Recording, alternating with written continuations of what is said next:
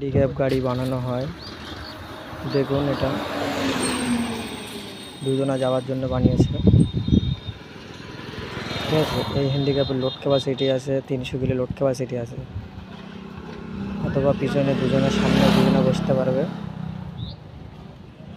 উপরে ছাদ আছে, রিক্সা মোটর আছে। এটা আপনারা চাইলে টোটোর ডিভেন্সেল দিয়ে বানাতে পারেন। এক চার্জে 80 কিলোমিটার যাবে।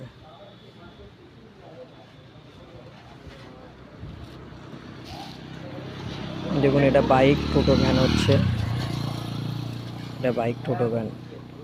ঠিক আছে, আপনাদের যদি পছন্দ হয়ে থাকে স্ক্রিনে দেওয়ার নাম্বারটা আপনি কল করবেন, হয়তো হোয়াটসঅ্যাপ আছে। এটা আইসক্রিম গাড়ি। ঠিক আছে, এখানে গাড়ি বানানো হয়।